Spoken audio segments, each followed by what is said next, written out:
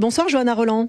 Bonsoir. Vous êtes la numéro 2 du Parti Socialiste et la maire de Nantes, où la mobilisation sociale est toujours très forte. Vous vous attendez à une paralysie dans votre ville ? À Nantes, comme je crois d'ailleurs dans tout le pays, en effet, la mobilisation s'annonce forte et nombreuse. Et je crois que c'est important qu'elle le soit le plus possible pour que le message qui va être adressé par les Françaises et les Français, en particulier au Premier ministre, qui est en train de prendre des décisions importantes pour l'avenir des Françaises et des Français, soit très clair et soit très fort. Mais vous ne laissez pas sa chance au nouveau Premier ministre. Pourquoi cette journée de grève et de manifestation alors que Sébastien Lecornu n'est pas encore en action ? Vous ne lui faites pas confiance d'emblée ? Cette journée de grève et de mobilisation à l'initiative de l'intersyndicale, je crois qu'elle est importante en effet.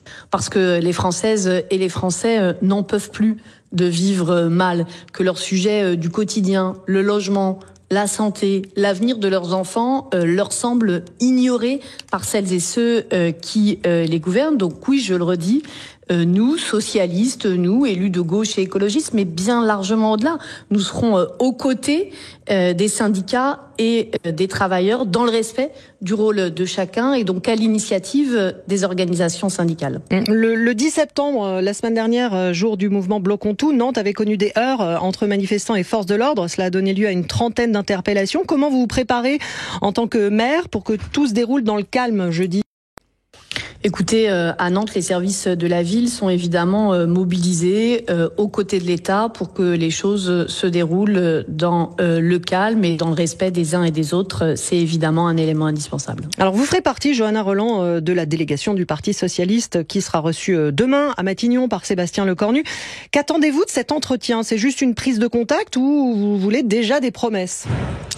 Écoutez, nous socialistes, nous sommes républicains. Donc quand un Premier ministre nous invite, eh bien nous répondons à cette invitation.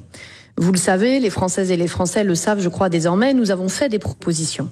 Elles sont sur la table depuis plus de 15 jours. On pourrait y revenir, c'est la taxe Zuckman, parce que derrière c'est la justice fiscale, c'est une revalorisation du pouvoir d'achat pour celles et ceux qui nous écoutent.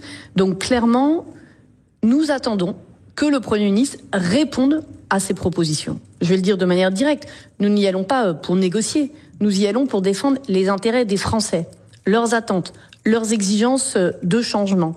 Mais il doit vous faire des promesses dès demain ? Il doit faire des propositions, oui. Nous, on a besoin de savoir quels sont les grands équilibres de la politique du Premier ministre en termes de justice fiscale, de justice sociale, de pouvoir d'achat, de bifurcation écologique. Nous voulons savoir ce qui va le guider dans l'élaboration de son budget. Nous voulons savoir quel choix il fait entre les propositions de la gauche et les pressions et parfois même les ultimatums de la droite. Nous voulons savoir, par exemple, s'il va se contenter de repartir du budget de François Bayrou, ce qui est évidemment pour nous impossible, puisque ce budget a été largement Mais il a retiré la suppression des 2 jours fériés déjà.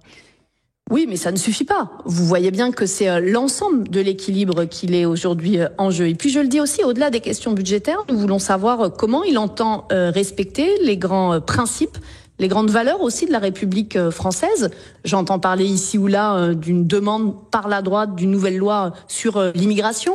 On a vu à nouveau les dérapages récents sur l'aide médicale d'État. Donc nous irons porter la voix des Français sur la justice sociale, sur la justice fiscale, mais aussi sur un certain rapport à la République et à la démocratie. Johanna Roland, Aurélie Herbemont du service politique de France Info, une question pour vous. Bonsoir Johanna Roland, vous parliez de la taxe Zuckman.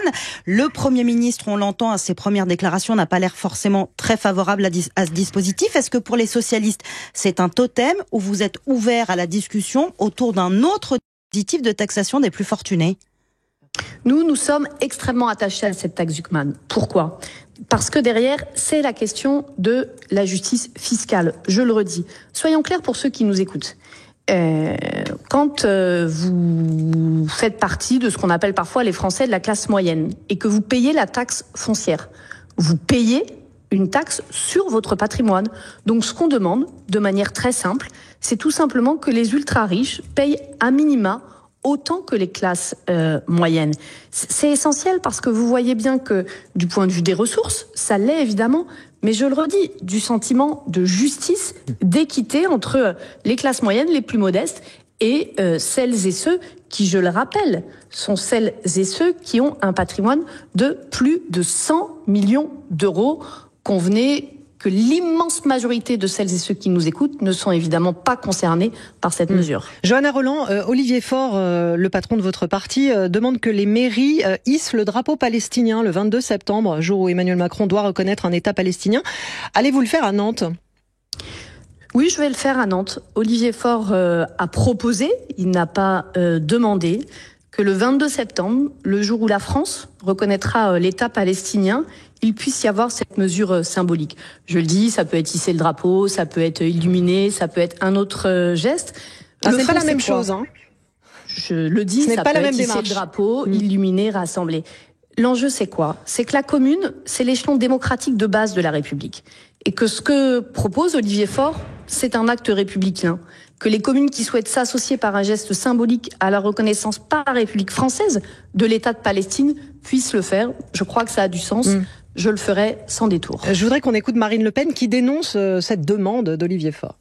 Il veut ce que veut toute la gauche française et européenne, c'est-à-dire refaire des juifs des parias.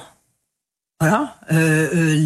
Et accessoirement peut-être un jour les faire partir parce que ils commencent à avoir tellement peur en Europe et en France que pour certains ils se disent qu'ils n'ont pas d'avenir dans notre pays et c'est dramatique parce que notre pays est le leur, c'est leur pays. Donc on est en train de pousser des Français en réalité au départ.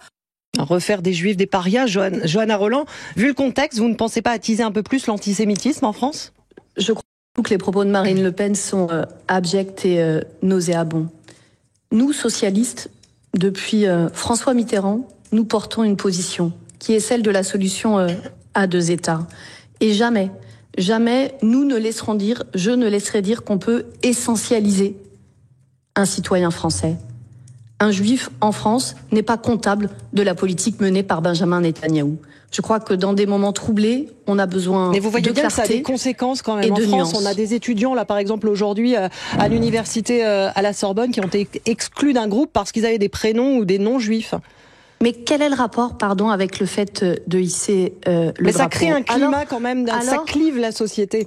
Mais vous croyez vraiment qu'on va choisir entre protéger les juifs de France, leur dire qu'ils ont le droit à vivre sereinement, et je sais les souffrances qu'ils peuvent traverser, mais dire aussi, sans scier, que le drame qui se passe aujourd'hui à Gaza, que le génocide qui est aujourd'hui en cours est inacceptable. Mais surtout, je le redis, il y a une initiative de la France, du président de la République. Alors on peut choisir soit de s'émouvoir pour des drapeaux, soit de se battre contre un génocide tel qu'il est aujourd'hui.